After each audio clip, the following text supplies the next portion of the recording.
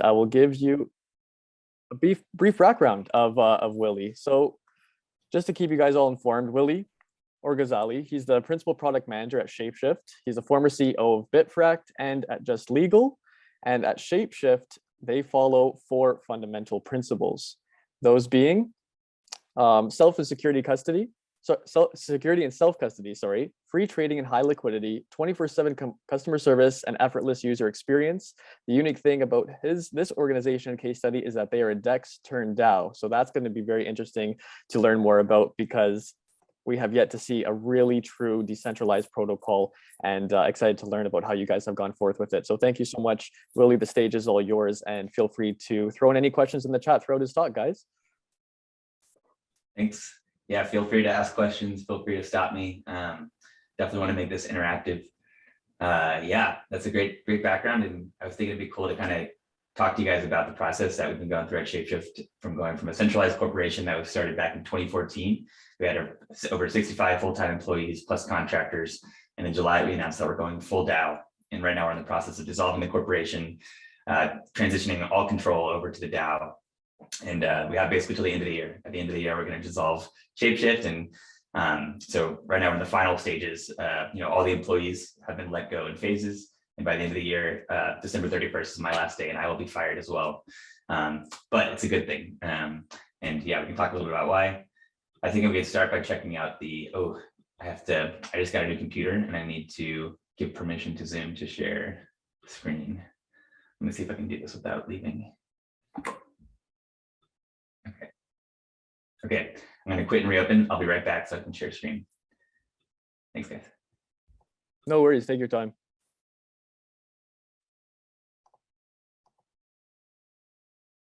All right, so he should be in very soon. But yeah, this is a really interesting case study, guys, because from a DEX to a DAO, I'm sure it's quite the transition. It's already quite a motion to execute a full DAO in and of itself. So I'm really intrigued to hear about what he has to say about the entire process, and just if there was fluency, what the struggles were. So if there are any questions, again, on your own behalf, please feel free to throw them in there. So yes, we're going to check out the presentation that we gave to all the employees at ShapeShift on the day that Eric Voorhees, our CEO, announced to everybody we're turning into a DAO. And so we have 65 full-time employees. Some of us, like myself, were incredibly excited when we heard this news. It's the best news ever. And I was jumping, when I heard, I jumped out of my seat and I was like, woo, because I'm a big fan of DAOs. Aside from ShapeShift, I've been working with Givit, which is DAO for social good. And so I got to kind of experience building a DAO from the ground up. We started that back in February of 2020. So kind of had the whole pandemic to spend my nights and weekends building a DAO, and got to just see the power of these communities working together online with no jurisdiction, no legal entity, just a treasury on chain, and all of these money Legos available to you. It's pretty amazing. And so I'm a big fan of DAOs, and I've seen how effective they can be. With Givit, we were able to build and launch a whole product without raising funding, and without having a legal entity or anything. So, and it was amazing just to see this community form, and people all around the world who share the same vision and passion, being able to come together and coordinate without any artificial borders or barriers that you can get from centralized traditional corporations. So we put together this presentation to basically explain to the whole company who some people had no idea what a DAO was, wanted to kind of calm them down and at least paint a loose picture for what the organization could look like as we transition to a DAO. Because a lot of people basically just heard that they were going to be, in the next 6 months, their job is going to end, at least their current job. One of my big goals was to try and encourage all of the employees to at least give the DAO life a try, because now we're several months into this transition, and everyone who has given the DAO a try is really loving the DAO life, because it's great. It's like, if you like working at ShapeShift, I really think you're gonna love it, and you will love working for ShapeShift DAO. So let's talk about some of the differences. So ShapeShift, again, has been around since 2014. We started before DAOs, before Ethereum, and we started as a traditional centralized corporation. We raised money from investors. We had a board, and so I wanted to start by painting the picture of what the DAO would look like relative to ShapeShift. So forgive me if this is a little basic for a lot of you guys, but I think I really like this definition of a DAO, because DAOs come in all sorts of shapes and sizes, but I think this is one very common theme between all DAOs. So a DAO is formed when people make binding decisions together regarding mutually owned assets. So for ShapeShift, the mutually owned assets is our treasury on chain. It's got a bunch of Fox tokens. I think the value right now is about $280 million worth of Fox tokens and some other assets, but predominantly Fox tokens. And then the people that are making these decisions are the Fox token holders. That's what it looks like for us, but it can look like a lot of things. You know, you can have a small DAO with a few decision makers. You can have a very large DAO with a lot of decision makers. And then that's one of the big questions when you launch a DAO is, okay, who are the people that are going to be making the binding decisions? Who are these people, and how do we give them governance rights? How do we distribute them? You know, a token. It's a governance token. This is what you're going to be using. And what is a DAO not? So just, you know, DAOs, it's got decentralized in the name, but there are very few DAOs that are fully decentralized. So just because you want to do a DAO doesn't mean you have to start by being completely decentralized. In fact, a lot of DAOs, you know, it starts as an individual person, right? Or maybe a small team, and then it grows. So a very common theme for DAOs is the theme of progressive decentralization. So how do you, even if you don't start completely decentralized, how do you become more and more decentralized over time as opposed to more centralized? And this is one of the reasons this is a common theme, is that it's really hard to be fully decentralized. Like sometimes you need to pay bills in fiat, right? And there's just not a way for a DAO to have a bank account. So the hope is that a lot of these barriers and challenges that DAOs, for things that DAOs can't do, that traditional orgs can do, my hope is that these will go away over the coming years, that as DAOs become larger and more relevant and prevalent, there will be business opportunities for people to come solve these problems. And when there's opportunity, hopefully, you know, entrepreneurs will come solve these problems because it's worth it for them to do so. DAOs also are not a legal business entity, although they, you know, I think I have nothing. There are some, you know, new regulations and entity forms popping up, like Wyoming just recently launched an LLC type where the DAO can control an LLC. But it's, from what I've heard and from our reviews, it wasn't a great fit for us, and I'm not aware of any significant projects that have actually adopted that model. But you can see that there's maybe some progress there, and it's possible that one day maybe we will be able to have DAOs that are registered as legal business entities. But for now, you know, DAOs exist on the blockchain, and it's not clear which nation's laws would apply to it. So right now, there's really not very clear regulation for DAOs, which in many ways is a benefit because you don't have to worry about regulatory issues or challenges. You don't have to hire money on lawyers to review this stuff, just because simply there's no directors, basically. There's no what's really the big challenge. It's not clear which jurisdiction I would say these entities fall into. And DAOs are not a sci-fi fantasy. They sound cool, but they are very real. And especially over the past year and a half, we have seen many examples. In fact, many of the fastest growing top DeFi projects aren't being built by centralized corporations with VC funding, but rather decentralized organizations and communities. I see some people taking the video off. Are there any questions so far? Are we having fun? Not as of yet, just a lot of praise for you, my man. Oh, thank you. Praise back to y'all. Yeah. Happy Thanksgiving, everybody. It's fun. Really can't. I love this stuff. If you can't tell, I'm super passionate about it. All right. So I love this graphic. This compares DAOs to traditional organizations point by point. So whereas traditional organizations, you have a pretty tight structure. You have, you know, departments, and there's not a lot of mobility between them. DAOs are more loose, right? So, you know, contributors can come and go. They can come do one task. They can be part of different groups and stuff.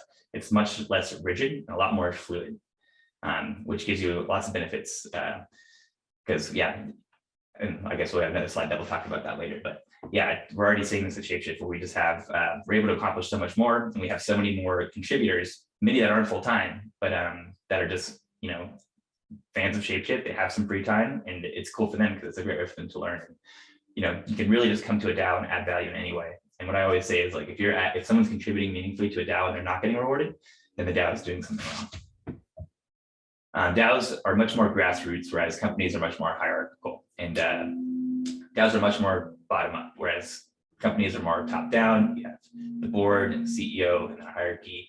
DAOs are much more bottom up. And really it's the community making the decisions rather than a single person on top or a small group.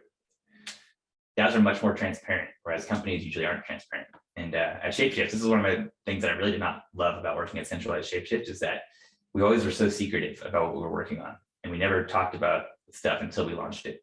And I hated that. I hated like having something cool that we were working on and not being able to talk about it. And DAOs are fully transparent. So now at ShapeShift, all of the meetings that we have are public in the Discord. Anyone can come join engineering stand-up, and they're recorded, they're streamed. We talk about these decisions publicly with the community. And when we have debates, we do this in public with the community. And I just love that so much more. And you get the wisdom of the crowd. The community has great feedback. These are our users. These are people in the space with a very diverse perspective, from all around the world, and diverse skill sets. So it's super valuable to be able to not just make these small decisions in a closed room when they do affect our community, they do affect our users. So now they can be involved in the discussion. DAOs are much more open. Companies are invite only. Right, yeah, I can share the link to our Discord. It's discord.gg/shapeshift. You can hop in there right now. And it's just completely open. There's very low barriers. And part of what we're trying to do is make it as open as possible so that people who are interested in getting involved can come join. Because with DAOs, one of your biggest strengths is your community. And the bigger your community, the stronger your community, the more successful your DAO is going to be. And then my other favorite thing about DAOs is that they are fully global. Companies are not always global. You can just imagine the difficulty of being a centralized corporation and hiring people from all around the world, and the tax difficulties, the regulatory challenges. Just getting people paid is very difficult. But with DAOs, it's just, you get that out of the box. And like at Giveth, we actually have many developers in Iran, which is amazing because I don't think we'd be able to hire them at all if we were a centralized corporation. But they're an amazing team. There's not a lot of local job opportunities available to them. And so they absolutely love working for Giveth. And the team just keeps growing because it's a great way. It's a great opportunity for them. And there's no barriers to them getting paid with crypto. All right. So here is a little history of DAOs. So, before 2015, this whole DAO concept wasn't even possible. Right. In order to really have a decentralized autonomous organization, you need a decentralized network where these applications can run. And so in 2015, when Ethereum was created, that was really the first time that this concept of a DAO even became possible. So yeah, BE before Ethereum. And then in 2016 is when the first DAO launched. And this is an amazing story. I highly recommend, if you guys are interested in DAOs, you can go check out the podcast that just came out a few weeks ago with Griff Green on Bankless, and he tells the whole story of the DAO. Griff Green is also the founder of Giveth. So he's amazing. A lot of people consider him the godfather of DAOs, and he's who I've had the great pleasure of learning a lot of this stuff from firsthand. So yeah, I mean, I was just in y'all's shoes. I don't know how experienced you guys are, but like before February of 2020, I really knew very little about DAOs, and then just dove straight into the rabbit hole, and I'm never going back. Like I was CEO for a couple startups, like you mentioned at the beginning, but I never want to be a CEO again. And after this current position that I have, I don't ever want to work for a centralized corporation again, let alone government. I can't imagine that, but it's all DAO all the way down from here. So when the DAO launched in 2016, it was really exciting. So it was basically like an investment DAO. People could deposit ETH and get DAO tokens, and they could vote with their DAO tokens on how to invest that ETH into different projects. And if they wanted to quit and exit, they could also exit at any time. So the DAO was pretty successful at the beginning. I mean, it was the most successful project yet to date in Ethereum's history. It raised an incredible amount of Ethereum. I think it was like 15% of all the Ethereum in circulation at the time. But as one of the first smart contracts, it ended up being exploited. Someone found a very creative way to exploit it, and that was pretty disastrous. That's the reason that we have Ethereum Classic today, is because it was such a chaotic, devastating event to Ethereum's history that the community decided to hard fork and create a version of the blockchain where that exploit had never happened. And Griff actually started a whole white hat group to help out hack the hacker and get people's money back. And it ended up working out, but it was definitely a learning lesson. And for years after that, it was a dumpster fire. For years after that, there was not a lot of DAO progress. I think people were really shocked by that, and it took a while for people to get their confidence in DAOs back. So 2017 was the next big DAO event with MakerDAO, creating a truly decentralized currency, DAI, Obviously, DAI can't be decentralized if it's a central corporation holding the keys. So Maker started in 2017, and I think that started to really rebuild people's confidence in DAOs. They showed it was possible.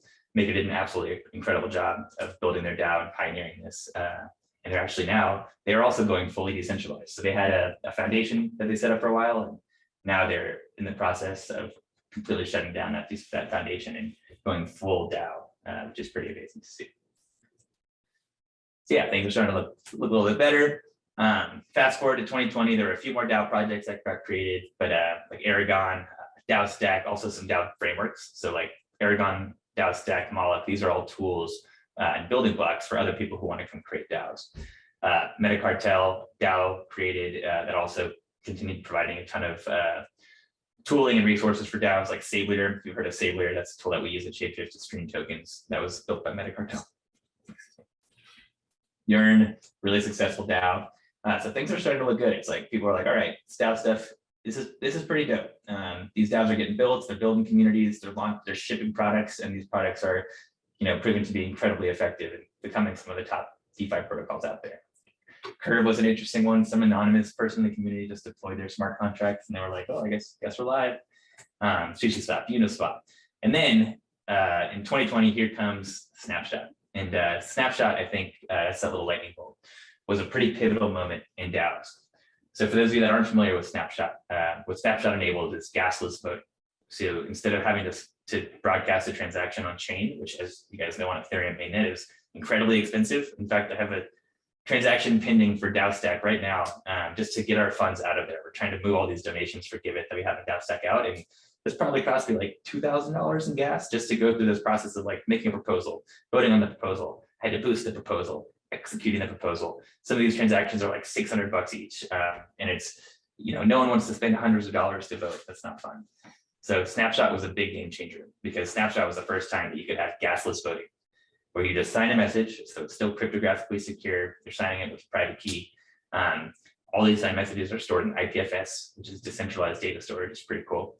And yeah, then you can see cryptographic provable results for a vote. The thing is that these votes don't happen on chain. So if you do want to execute a transaction, you have to use like Oracle to bring it on chain. We can talk about that, but a lot of DAOs are using Snapshot, and it's by far proven to be the most effective way, or like the way to get the best engagement with your voters, because it's a big, even like having to pay 5 cents for voting is a big difference from just being able to vote for free.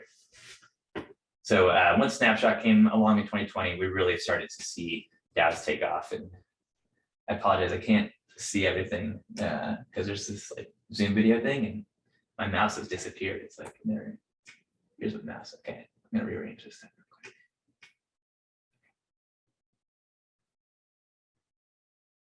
So yeah, we're having like a renaissance of DAOs. It's just all these cool DAOs are getting created, and all these new DAO tools are getting created, and here comes ShapeShift. So I really thought that we were launching a DAO at a really optimal time, because yeah, the DAOs that launched before Snapshot, like Uniswap, even though Uniswap is such a top project with such a big community, they really get far less engagement with their votes and their governance thing. Projects that are using Snapshot, and I think Uniswap has since adopted Snapshot just for signaling, but still their votes happen on chain. And I'm not saying either form is right. I think if you're doing a DeFi protocol and you have like billions of dollars of funds locked in your protocol, it probably makes sense for you to have more expensive on-chain governance, just because it's more secure, it's fully decentralized. Snapshot, there is a little bit of decentralization and trustlessness that you sacrifice. And to be clear, the risk isn't that Snapshot could like fake votes. They can't. No one can sign a vote with your private key, but the person who holds the private key. But the worst they could do is they could like censor votes. They could, if they were really big malicious, they could choose to hide votes. And then it wouldn't be a great way for people to figure that out. I guess people could figure it out. So it's not foolproof for them, but that is kind of the main risk there. And that's why they're hoping to actually take this gasless voting and move it to a layer 2, so that it is fully on chain, and we can eliminate even that small risk. Any questions so far? There is one. from Min Huang, who says, if there's no hierarchy in DAO, does it mean that there's no manager? Can you tell us a bit about how it works in real life and how you can make sure the work is being done? Yeah, I love that question. Let's pause there, and I'll switch over to this organizational structure presentation we have. So although there's no hierarchy, or I wouldn't say there's no hierarchy in DAOs. In fact, I think, again, DAOs come in all shapes and sizes, right? So you could have a DAO that had 2 people on the top that control everything, right? Or you could have a DAO that's completely flat and everyone's on the same level, and you could have everything in between, right? There's no right or wrong way to do this. So this is one slide we have just to show that there's a lot of different, you can contribute to a DAO at any layer in the stack, just from being like a community member to someone who contributes every once in a while, someone who picks up bounties, contractor, a full-time employee, an entrepreneur who builds on top of it, really the whole spectrum. And DAOs should be open to that, right? The more open you can make a DAO to contributors at every level, the better you'll be able to get, the more contributions you'll be able to get. Here's our organizational structure. So actually we do have some hierarchy at the ShapeShift DAO, but we do it in a way that I think really respects and doesn't sacrifice decentralization. So up top, we have the DAO with our token holders. So the DAO, these token holders control the ShapeShift treasury. And the only way to get funds out of the ShapeShift treasury is to make a proposal to ShapeShift DAO. But below that, we have these work streams. And you can also make a proposal to create a new work stream. You can make a proposal to be a leader of a work stream, or you can make a proposal requesting funding for a work stream. And we have a bunch of examples of these proposals that have passed. So we have a product work stream, marketing growth work stream, engineering work stream, tokenomics work stream. These work streams have not been officially established or formed, but some others have. We have an operations work stream now, a customer support work stream, information and globalization. And we have a whole process. If you go to our forum, we have, instructions on how to propose a new work stream. Let's see, it's somewhere in here. Yeah, you can see all these proposals from people to create new work streams. So when you create a work stream, basically as a work stream leader, you make a proposal to the DAO and you say, here's our work stream's goals, here's our mission, here's KPIs, here's some success metrics that you can use to judge our work stream success. And here's how much funding we're asking for. Here's like a budget. So I'll show you. Let's see some examples of these. This is our governance portal. So if you come to vote on our proposal, this is what it looks like. You can see all these proposals. We've got some active ones. We're what, four months into this, and we've had like 40 proposals so far, which is pretty awesome. So yeah, proposal to fund the engineering work stream, proposal to fund the marketing and growth work stream, proposal to fund the product work streams.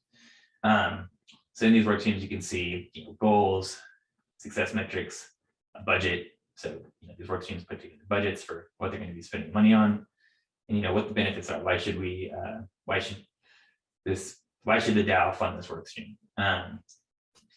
Then once a work stream proposal passes, the funds get transferred over to a tool called Colony, which actually just launched our open beta yesterday.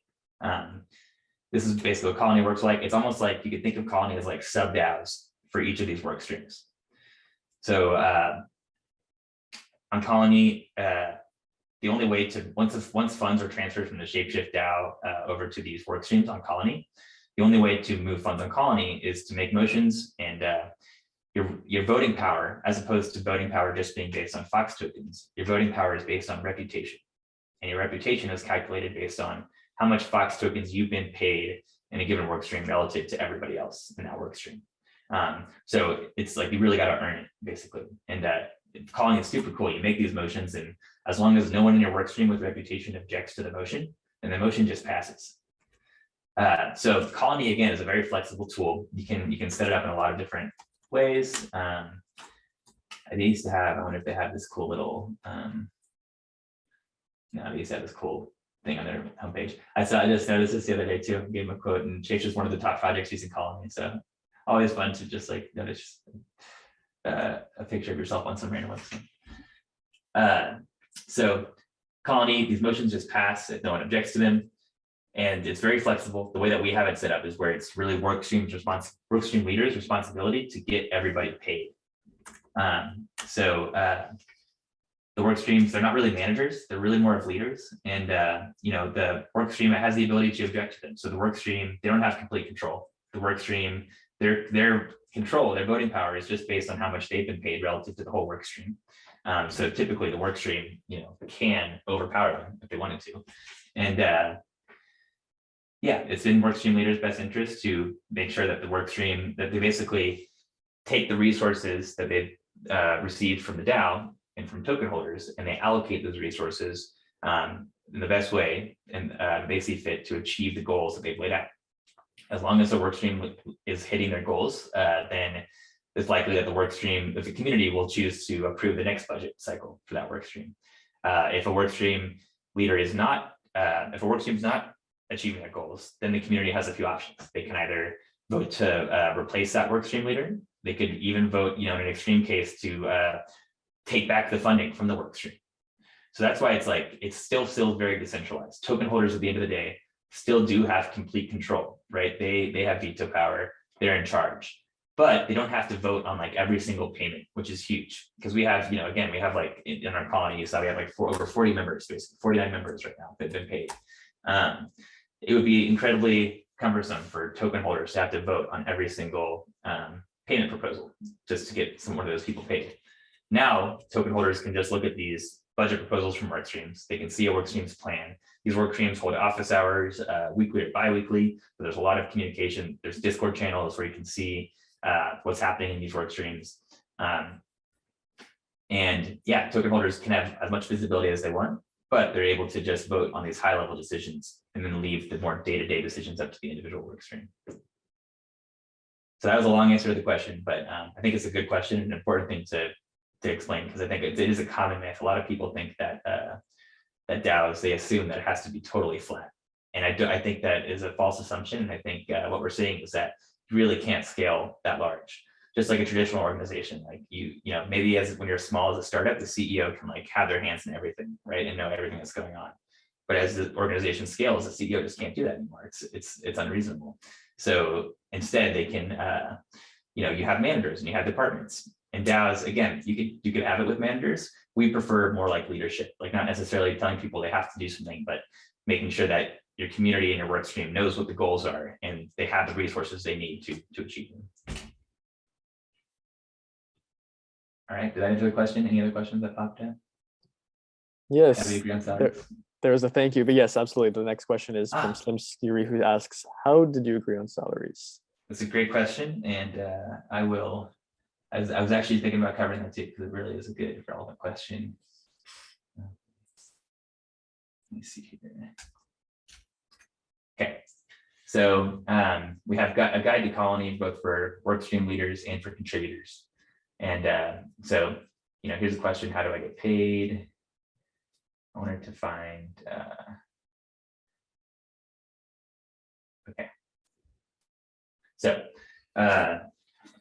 ultimately, it's just like, how do you decide salaries in a traditional organization, right? It's you should talk to the person that you're hiring, and you guys should come to an agreement, and it should be a win-win, right? It's worthwhile for the company to pay the bills, and it's worth it for the contributor to do the work and get paid. But importantly, you should communicate about this stuff, right? And so what we say is before you're doing any work in which payment is expected, please do the following and speak with the relevant workstream leader, agree upon the scope of work, the payment amount, and the schedule, and the acceptance criteria. And we've already seen, it's if you don't make all that stuff clear and someone starts working on stuff, then it's just can cause a recipe for disgruntlement down the road if the scope, the payment amount, and schedule, or the acceptance criteria were not clear. So always good just to make sure that there's clarity on that before doing work, where you expect to get paid. If there's not an expectation of payment, it's fine just to do the work, and then you might get rewarded. Hopefully you do just get rewarded retroactively. But if you're expecting payment, make sure you agree upon that scope first.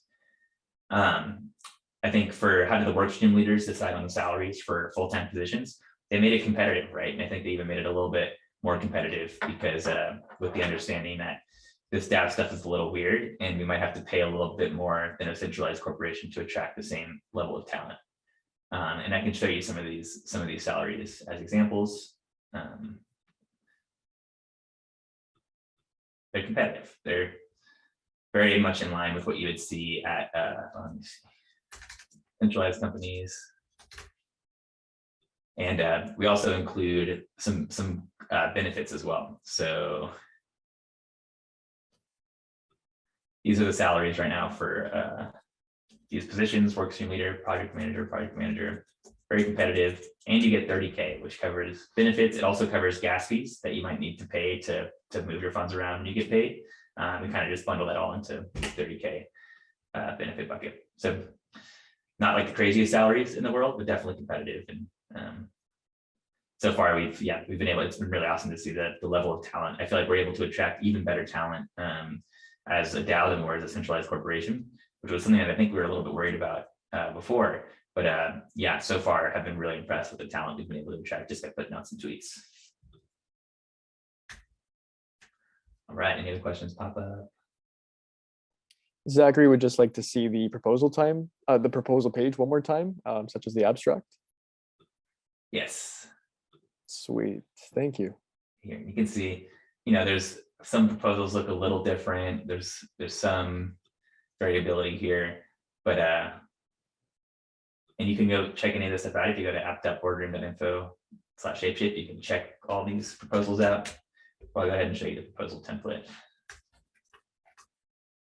And this is a lot of the stuff. This was a lot of the stuff that we were working on setting up before the DAO launched, right? And so that's one thing to keep in mind is like once you launch a DAO and stuff, then the community should make all the decisions, right? But you do have kind of a unique opportunity when you're setting up the DAO to try and like set up a really solid foundation, and then that way you don't have to go through a bunch of like 2-week-long governance process to get stuff set up on day one. You can just start with a solid foundation and say, community, here you go. Everything going forward is up to you guys. If you want to change stuff, if you want to evolve it, please do. And in fact, we want that. But at least here's a starting point that we can use to build on top of, because if you don't have a governance process to start with, then how do you pass the first proposal? So this is a lot of what we were focused on before we announced getting the DAO set up, was like setting up a forum, setting up the DAO stack, setting up the governance process. And so here's our template. By the way, feel free to steal any of this. If any of you guys are going to start up a DAO, any of the stuff that you have, you can come copy paste. We actually borrowed a lot of stuff from Gitcoin and made some changes where we wanted to adapt things. But pick a DAO that you like and that has a good governance process and evolve it from there. You don't have to invent the wheel from scratch, fortunately.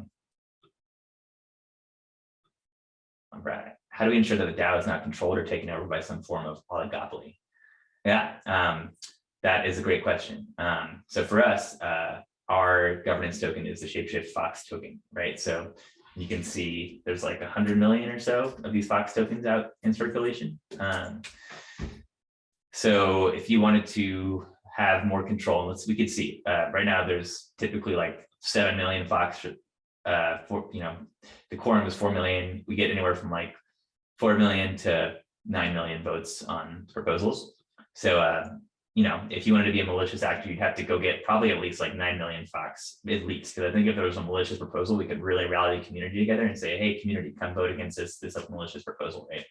So that person, they would have to buy $10 million of Fox. So you'd have to be pretty well resourced. You can't borrow Fox right now. That definitely gets interesting with like, if a governance token can be borrowed or you can take flash loans out, and I have no doubt we're going to start to see some really interesting stuff like that happen, where people will take a flash loan of governance tokens and try to make them pass a malicious proposal. But you have these voting periods and stuff. If you look at our governance process, it really takes time to get through the whole process. So we have a few stages. So let me actually, this will be good. Let's look at our governance process. Yeah, so the core answer there is that it would cost them a lot of money. And if they were to do it, they would raise the price of Fox token a ton. It wouldn't be guaranteed that they get that their proposal would pass, right? And it's possible, if the proposal did pass, they'd also have all these Fox tokens that are worth less. So really, that is one of like these governance tokens have kind of proven to be the most effective way to protect against that liquid democracy, and the fact that in order to have voting power, you either have to buy it or earn it. And typically, the people that buy it or earn it aren't malicious. They have aligned incentives, right? And also the fact that the treasuries that you could be stealing are predominantly these governance tokens. So like, let's say you do come in and you steal all the Fox tokens in the treasury. Well, guess what? Fox token is going to go to zero pretty quickly. So like, it might not end up working out, and you just spend a bunch of money buying these Fox tokens. So Not to say that's the end all. I think that is like the more secure we can make that, and the more we can protect these DAO treasuries against attacks, then the better, right? That's kind of where we are right now. So I think we're going to look at the governance process. Basically, the way it works is it starts out just informally in chat and Discord or on the forum. So you come, you post your idea. We have people doing that right now and proposal discussion. They're coming in there. There's just a proposal up that came up yesterday to sponsor ETH Denver, DAO sponsored conference. This was really cool. Definitely one I plan to support. And I hope if any of you guys are at ETH Denver, let's hang out. It'll be fun. And if the proposal passes, we'll have a bunch of swag and we'll have a big ShapeShift party. So yeah, you basically, you explain your idea. There's no requirements for this first step. It could just be a sentence saying, hey, what do you guys think of this? But the idea is like, get your idea in front of the community as soon as possible to start getting feedback, right? And then as you get feedback, you can move from Discord into the forum with a little bit more detail. And your goal in this stage is to really like get feedback from the community, make sure that there is positive sentiment around your idea, and then start fleshing out the details and basically work towards like a draft proposal. Once you have a draft proposal, the next stage is to take it to boardroom. And in boardroom, that's what that is our ideation stage. It's actually, these slides are a little outdated. There's a bug in boardroom right now. So we have since moved to using our forum until boardroom can get fixed. The cool thing about boardroom is that when people like vote, it takes into account their token balance, and they can like sign in with their wallet as opposed to creating a new account for discourse. But until we have that, we just have these polls. So we basically, while boardroom is down, we say, okay, take your draft proposal to the forum, include a yes or no poll, and then it has to be here for 5 days. Now, as long as it's has more upvotes and downvotes at the end of this 5-day period, then you can take a proposal to official governance. So this is kind of like, it both serves as a protection against those types of malicious proposals.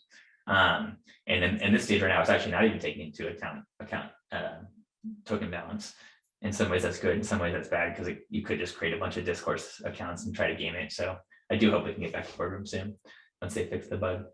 But it also just gives you a chance for the community to like give feedback on a draft proposal that follows a template before it just goes to governance. Because once it's up for governance, you can't change it. You have to take it down if you want to make changes to it. So this is like a really good opportunity for the advice process.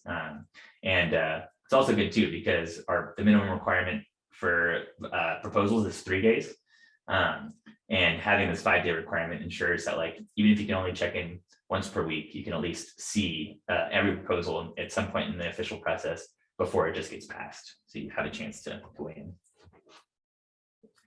So as long as you have more upvotes and downvotes in boardroom, you can go to snapshot. Snapshot, if this says yay or nay, they also have other cool voting types. You can have like rank choices. You can do quadratic votes. That's another good way to protect against whales is quadratic voting, which basically takes like the square root of your voting power and gives of your token balance and gives you that as voting power.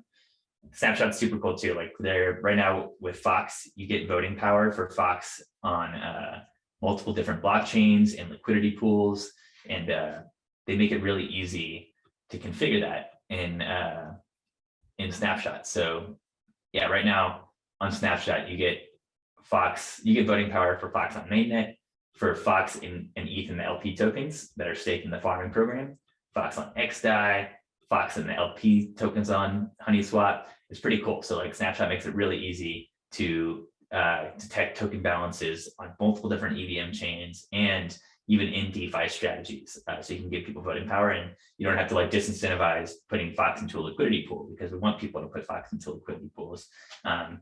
So it's pretty cool that Snapshot enables you to do that. Then your vote has to be in Snapshot for at least 3 days. It has to get at least 4 million votes, or if it doesn't, we do have a concept of soft quorum. So quorum is 4 million votes, but if a vote gets less than 4 million, what we do is we assume that 70% of the remaining votes to get the quorum would vote against it. So let's say you get 100,000 votes in favor, 330,000 against, that's gonna fail for sure. You get 1 million votes and 330,000, that's gonna fail.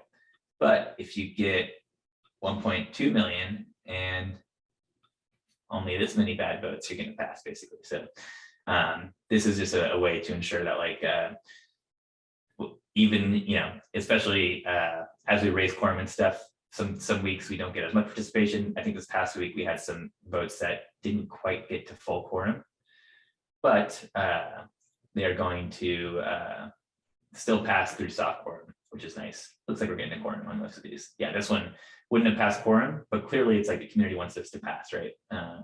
So as long as it has enough positive votes and not that many negative votes, it can pass via soft quorum. And this is all stuff that we put into our governance process before launching, just to ensure that we didn't know how many votes we were going to get, right? We wanted to make sure that we had votes that could pass. In fact, yeah, that was it. Like, I don't know if you guys noticed that, but when Uniswap first launched, like their quorum was too high and like no proposals could pass. They weren't getting enough people to vote. And there was kind of like, they were kind of stuck for a while until they could get people to delegate their tokens and stuff and kind of coordinate the community around that. All right, let's see, more questions. What are the Yeah, we have a few more. Also just want to be conscious of your time too. If I want to make sure we account for all questions and the rest of your presentation. So would you like to go through some of the main points that you still want to go over, and then we can ask questions? Yeah, and I didn't really have too much of a presentation prepared. I just wanted to, yeah, I didn't have too much of an agenda. So I think we're almost done here. Okay, sweet. I guess there's yeah, this will be cool. And then I think then we can put just 2 questions. So once a proposal passes, these get executed by the Nodes of Safe. So the Nodes of Safe is our treasury. It is like probably the top smart contract for multi-sigs, and it's becoming pretty popular with DAOs. So this is what our Nodes of Safe looks like. You can see all our transactions in here, or all our assets, all our recent transactions. Was up late last night doing a bunch of transactions to invest in a cool project.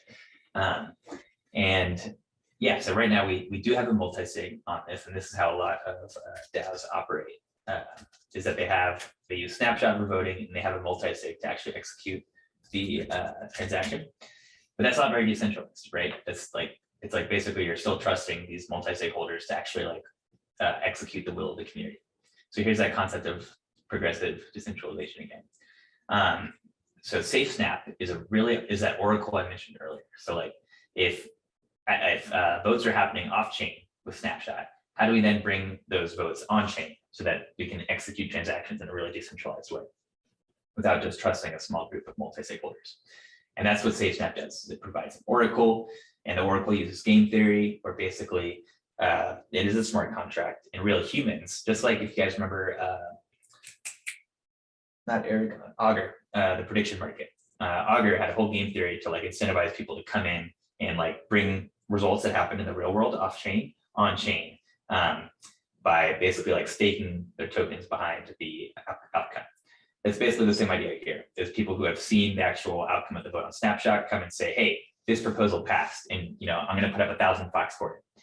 Then the next person, if they want to come say, no, this proposal didn't pass, they have to come put up 2,000 Fox. And then if someone else wants to come in and say, no, actually this proposal passed, what are you talking about, you bad actor? They put up 4,000 Fox. So it gets exponentially more expensive to like put stake in. And if you lose because the people are willing to pay more to say, no, it happened this way, then you lose your stake. And so that's kind of the game theory that protects it. And that's currently how you can take these off-chain snapshot outcomes on chain. And you can actually, so we have this. So even though we do have this multi-sig as a safeguard, the SafeSnap can actually bypass the multi-sig, and it can execute transactions without the multi-sig permission. Similarly, the multi-sig can veto stuff right now. Like if someone were to come in with a malicious proposal through SafeSnap, we could veto it. So we're right here. So a lot of DAOs, they start out with just multi-sig as proxy. Votes happen on Snapshot, multi-sig holders execute it, we hope. Then you can move towards here. We still have the multi-sig just as a safeguard, but you have SafeSnap, and you can kind of practice using SafeSnap, get familiar with it. Then once the community is like, all right, we're good with our training wheels, we can take it off and go fully decentralized, they can vote to remove the multi-sig holders. So this is where we're going. But I'm glad that we weren't there yet, because oh my gosh, it would have been such a pain to execute all these transactions last night without this. But like we're learning, we're getting better at it. And Snapshot's actually pretty cool. You can, when you create a proposal, you can actually include a whole batch of transactions. So a proposal, yeah, so you can see like add transaction batches. So this is directly when you create a proposal, basically in Snapshot. can have your choices, and you can say like, if it passes, transfer funds or do a contract interaction, right? And you can do a whole batch of transactions, have it all bundled up with the proposal itself. And then people can see when they're voting on it. Not only am I voting on the proposal, but like I need to check these, someone needs to check these transactions and make sure they do what the proposal says they're going to do. Okay, that was the last thing I wanted to cover. Let's go to questions. Thank you so much. And also thank you for all these visuals. It really adds an extra element to that learning process. So that's much appreciated. We do have a question here from Jan who asks, how do you make sure that the DAO can move fast and that decisions get made? Yeah, that's a great question. I think our org structure was like a big part of that, was giving people, getting work streams autonomy. So these work streams really are completely autonomous. Once they have funding from the DAO, they can move as quickly as they want. They can make payments instantaneously, and they're empowered to do so. That I think is the biggest key, because yeah, the proposal process, it takes almost 2 weeks to go from start to finish, which seems like a long way in some perspectives, but also if you compare it to like a centralized corporation, like, oh my gosh, it takes forever to get shit done, right? It takes so long. There's so much bureaucracy. There's legal review. There's all this stuff. Like, it takes forever. Whereas we can actually go from like an idea to like funding something with millions of dollars in a matter of 2 weeks, which is actually pretty astounding. But sometimes you want to move even faster. So we've got these work streams who are autonomous and they can move quickly. We also just established a treasury management diversification committee. So this investment that we were making last night into Silo Finance, a really awesome decentralized protocol that we want to partner with, we met them on last Friday. We had a call with them and we were talking about integration with ShapeShift and then and at the end we asked, we're like, hey, would you consider an investment from ShapeShift? And they were like, yeah, we'll consider it. Or basically they're like, let's talk with the team. And the next day they said, yep, you guys can invest. And then on Tuesday, the Treasury Management Diversification Committee approved the investment. They met as a committee, 4 out of 5, or 5 out of 5 of them approved it. You only need 4 out of 5 to approve. And oh, what are my labels?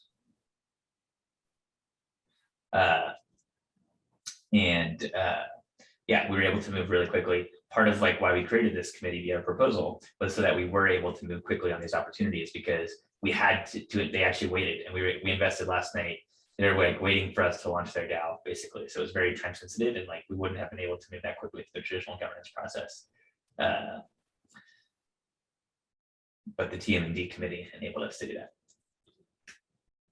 So yeah, anything's possible, right? It's all up to token holders and you can come up with creative ideas and make proposals, and as long as you can explain to the community like, hey, here's why we should create this committee and give them a budget of 60 million Fox tokens to allocate how they see fit. As long as we can make that case to the community, then really anything is possible. Yeah, absolutely. Min asks, how is the process for you when moving from a company to a DAO? Some employees might be let go. And if I may just add my question that complements this as a layer 2, no pun intended, is what were those struggles? Yeah, so I think at first when we told the whole company about this, a lot of people were like pretty worried. There's a lot of like uncertainty, right? So like we didn't have everything figured out. We're like, hey, everyone, we're going to a DAO, and now we need to figure out how to DAO this together, right? So that was a little scary for a lot of people. But many of us just did our best to say, hey, just keep an open mind. We're going to figure this stuff out together over the coming months. We still have, so when we announced it to the company, it was like mid-May, and the first wave date, we had 3 waves of letting go of employees, was the end of August. So we had August, July, June, half of May. We had like 3.5 months basically for the team to prepare before the first wave date. And we already had the DAO running for like 1.5 months, basically. So it was really, I think, helpful for us to have this transition period where before people were let go, they were able to first figure out what the heck this DAO is going to look like and build a DAO. And so that, I think, helped give people a lot better understanding of like, okay, this isn't a sci-fi fantasy. This shit is actually pretty freaking cool. And I can see this working, right? And then, we had time to get work streams established and funded, so that by the time like all the engineers were let go in wave 2, or most of the engineers at least were let go in wave 2, the engineering work stream was already established and funded and was already having all their stand-ups in public and building everything in an open source GitHub. So they already had a lot of practice and confidence that like, okay, this DAO stuff is legit. I don't have to be worried about getting a paycheck every month. And not only is it legit, but it's actually pretty fun. It's like, the engineering work stream actually has a lot more power. There's no one telling us what we have to do anymore. And we're just, hanging out online, building really cool shit. And the community loves it. It's like people, I really mean it. Like the people who have stuck around and given it a try, I think all of them are just like absolutely loving it, even more than working for the centralized corporation. And we've even had some people who left ShapeShift. They went to go try and get a work at like a Web2 or a centralized corporation, and they came back to the DAO. They were like, what was I thinking? This is so much cooler. I think they had the FOMO too. Like our Discord is popping all day, and we're doing so much cool shit at lightning speed, like moving so much faster than ShapeShift ever did. I would certainly have the FOMO if I decided to leave. Absolutely, yeah, I see. Anke asks, do you see social impacts of DAOs, and if so, which ones? Oh my gosh, yes. Giveth is like, I'm missing a Giveth community call right now, but it's happening. It might have ended early because it's Thanksgiving. But Giveth is one of my favorite projects in the world. I told them I couldn't make it today because I was hanging out with you guys. Yeah, there's a community call happening right now for Giveth. It is an absolutely amazing project. We're launching our governance token in like a few weeks. We've been working on it for a long time. So yeah, if you're interested in social good, I highly recommend checking out Giveth. There are other cool projects too. Doing Good is another really awesome, like more like NFT for good DAO if you're into NFTs. But yeah, Giveth, this is all built by a DAO, and we've all been donation funded to date. But with this token launch, it's going to be pretty sweet, and I think we're going to have a lot more opportunity to bring on more contributors. So if you're interested, Giveth is absolutely amazing. You can come here right now. Let's donate to a project right now together. You can see how easy it is. Let's do it. Sage the saddle. These guys look cool. So Giveth, yeah, we make it this first version right here, which is actually our second version. The original version has been running since 2017 with all smart contracts. This version just makes it as easy as possible for anyone who wants to accept donations to start raising funds. Giveth doesn't charge any fees whatsoever, and makes it really easy for anyone who wants to just donate in literally a couple clicks. No fees, no account required, and you can donate to projects all around the world, and then you get nice little confetti. It feels good. So yeah, again, all built by a distributed community with a DAO. So this is good. So Giveth right now, we have a reputation DAO where the only way there's about like I think 25 people who have reputation, and the only way to have reputation is to contribute for at least 3 months to the project, and then you get some reputation tokens. Those are non-transferable. That's what we've been using to kind of build this initial version and get ready to launch the governance token. Then when we launch the Give token, that we're launching a new Gardens DAO, and it's called Gardens. It's on XDAO. It's a new DAO framework, and that's going to be then Give token holders will control the treasury. We're still going to have a reputation DAO, kind of as like a temporary safeguard type thing that eventually will go away. But it's going to be lit. I'm really excited about this token launch, and definitely recommend checking out Giveth. Yeah, thank you so much for sharing that. And look at that, we just saw a live transfer. So there we go. It doesn't get better than that. And Nasio asks, is there an easy way to apply to work for a work stream within ShapeShift? Yes, let's check it out. So easy, hopefully getting easier, but certainly like you can come to shapeshift.com/careers. You can see available opportunities. So we have kind of the top level bounties, just like really low level, easier ways to get started contributing. So we have some cool bounties. You can make a TikTok video. You can go pick up. There's a bunch of issues. Tag good first issue in GitHub. So we're trying to make it really easy, and we need to do a better job. But just like making so that people can come in, do small contributions, and get rewarded. For work streams, you can either just reach out directly to the workstream leader, or as positions get posted, we're going to be posting those on Notion. We're hoping to have a lot more of these like full-time positions soon, especially on the engineering side. But have been, for now, it's been kind of like one-off hiring positions, but it's a lot, it's similar to how a centralized organization can hire, right? You put the job description, the job posting out, and you try and get the best candidates you can.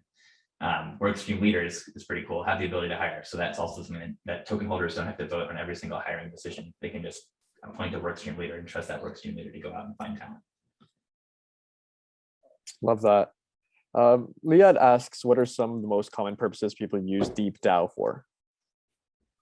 Deep DAO is kind of like just analytics for DAOs.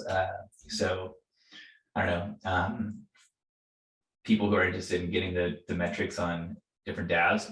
Could be a whole variety of people. So like people in DAOs themselves, investors who are trying to make an informed investment decision.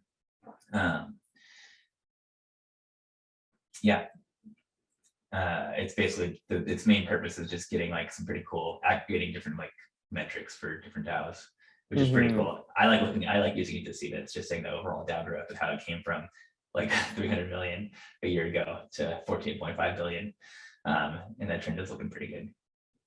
Yeah, you see the scale. Totally. Very Eventually nice. this will just be a blip on the brain. Yeah, yeah, that's so true. Yeah. Paul asks, is it possible to have this and other previous presentations, not just the recording, but the PowerPoint presentations? Yeah, is there something that you could even share that you presented so far? Yes, I can share all this stuff with you guys. A lot of it is just in our forum. So like you can see the slides for this and as well as recording of this organizational structure presentation are just linked in the forum. The one that I don't think is there yet is the Just Dow It, which I'm happy to share the Just Dow It one, the one that we did with the internally at ShapeShift. It's not great. I did like the night before we presented this to everybody because I was like, oh my gosh, I was like, people are going to be shocked when they hear this news. Let's do something to paint some picture for what this is going to look like. It all helps. It really does. Thank you. Zachary asks, what is the best place to find templates for creating a DAO, like the processes you've been talking about, such as organization, governments, etc.? Yeah, the best template. It's a good question. I think a lot of that stuff, like we're so early in this that there hasn't been a ton of that type of content yet created. So what I would do, and there's a lot of shapes and sizes. So like if you've heard of DAO House, they help you launch like a Moloch style DAO. And then there's Colony. Colony makes it really easy to go from 0 to DAO in 90 seconds, they say. So Colony actually can be a full DAO framework itself. We're just using it for our org stuff, but their goal is to, be a full stack for DAOs. What I would do is I would basically look at the DAOs that you think would be most similar to your DAO, see how they're set up, see what they're doing well and where there's room for improvement. Maybe you borrow a couple of different things from different DAOs. But yeah, there's no right or wrong way to do this yet. And we're all kind of just figuring this stuff out together. But definitely, I think at ShapeShift, we're doing a pretty good job. It's working better than we could have hoped so far. Like proposals they're passing. We've got an active and engaged community. So definitely, I think there's definitely some good stuff that ShapeShift's doing, but yeah, definitely not perfect. And we're always trying to improve it ourselves. Absolutely. Awesome. So being that we're approaching the hour mark here, for those of you who do have to head out, I just wanted to submit a form here that you can, at your earliest convenience, fill out. And if so, that would be much appreciated. And also just to inform friends, family, whoever it might be that would be interested in applying for the next cohort. We will be closing registrations very soon. I believe it's this weekend. So if you can go ahead and do that. There are a few more questions that I would like to have answered, and I would like to go through if that's more than fair for those of you who can stay. So we do have a question from Samantha who asks, how would someone apply to join the ShapeShift DAO or voice a skill set? Is there a forum thread? There is a forum thread for interested in contributing. But what I would do is, yes, you can come post there. You can fill out a form that it's a really easy form, and it's just like what work streams you want to contribute to and how much capacity do you want to contribute. And then work stream leaders have access to everyone who fills this out. So when they are hiring for a role, they can then reach out to everyone who's filled this out and say, hey, they kind of have a roster of candidates available. Definitely recommend filling this out. But also the best way is just to get involved, jump in the work stream channels and say, hey, I'm interested in contributing. What can I do? Yeah, instead of like waiting for someone to give you permission, don't ask for permission, just DAO it, get involved. And that's the best way. I assure you, like if anyone contributes value, like meaningful value and doesn't get rewarded, DM me, I'll make sure you get compensated. But yeah, like we talked about before, if you're expecting payment, talk to the workstream leader first and agree on that scope. Okay, solid. Thank you. Lawrence asks, what do you know of cooperative DAOs? Cooperative DAOs? What do I know? What was the question? It was just, what do you know of cooperative DAOs? What do I know of cooperative DAOs? Yes, correct. I don't fully understand the question. I mean, every DAO is like a cooperative DAO, right? Yeah, Lawrence, maybe if there's further clarification on that, we'll be sure to get to it. But Ignacio also says, can I contact Willy directly for mentorship and or advisory in a current project I'm close to launch? Yeah, sure. Best place to hit me is probably on Discord. Willy Fox 1178. Yes, I'm always happy to at least share what not to do from what I've learned.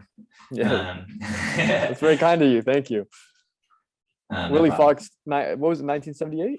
1178. Yeah, sorry, 1178. Yeah, my DMs are open. I will say I'm a busy guy these days, but I'm always happy. One of my favorite things to do is help mentor awesome new entrepreneurs, founders. Well, thank you very much again for that. So again, I'm just posting in the chat here, Willy Fox 1178 for Discord. There's an access point there. We also have David Allen, who asks, who do you apply to for access to public documentation on Notion.so? The Notion is in the interest, a lot of the stuff's public, some of it's not public yet.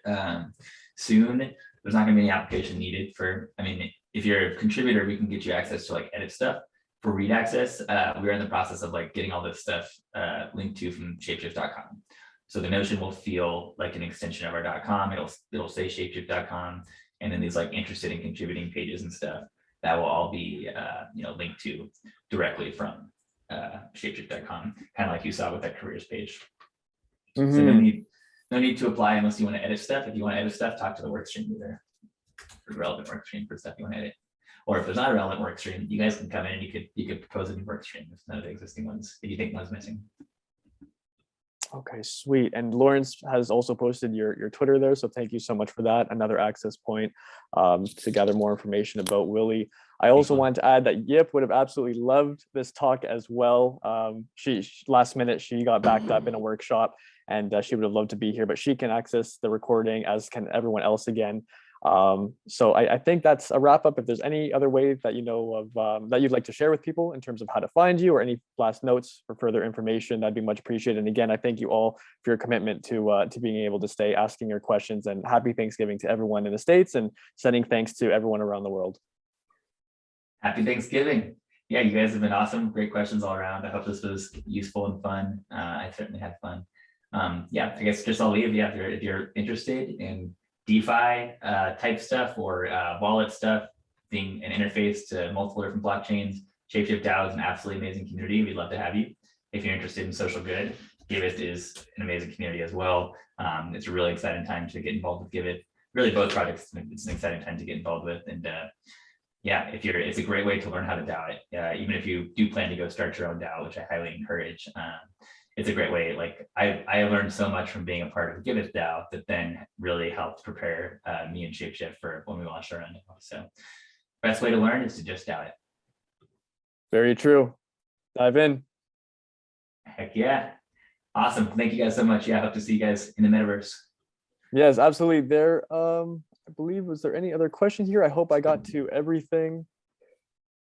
And just to make sure. Oh, there was one from Yip, if you don't mind, very briefly. She just wants to know what your vision is for Web3 native philanthropy. Yeah, my vision is to disrupt the traditional nonprofit industry with Web3, and I think that we need to do that because I think no offense to nonprofits whatsoever, but more just kind of the whole industry itself, the whole economics around it, I think are broken, and I think it's pretty scary because every year over $400 billion in the United States alone gets donated to nonprofits, but how many problems get solved? Yeah, and where the heck does all that money go? Mm-hmm. And if we don't solve these problems, some of them threaten human existence, right? There's no guarantee that we're going to survive. And if we don't solve some of these problems that threaten us, we're screwed. And nonprofits and governments don't have the best record of solving those problems. So my vision for Web3 philanthropy is to cut out the middleman and to really reward those who do good. I think one of the big challenges right now in nonprofit space is that the incentives, it's not in your best self-interest as someone who works at a nonprofit or someone who works at government to solve these problems. Solving problems is hard. Anyone who's an entrepreneur can tell you that. It's really freaking hard, especially these big challenges. So if it's not in your best self-interest to do it, it's no surprise to me that people don't solve these problems. It's actually often in their self-interest to save one frog at a time, to not actually solve the underlying problem, because if you work at a nonprofit and you solve the problem, you lose your job. So it's like, instead, we really need to reward these people if they solve these problems. So yeah, yes, rather than stringing it along, correct? Yeah, exactly. So at Giveth, we're trying to build the future of giving, and there's a lot of amazing tools available to us in the blockchain for using this. Everything we build is open source, first of all, so it's all public goods, which I think is pretty amazing. And I'll share one final slide just to give you guys some alpha. I feel like I could have shared a little more alpha on the call, so here's something cool. Here's some of the tokenomics for the Give token that we're launching later this month. So on Giveth, and here's some of the perfect example of things that you can do in Web3 that are just Legos available to you that would be like so prohibitively impossible in Web2. So I think one of the big problems right now is that giving is hard.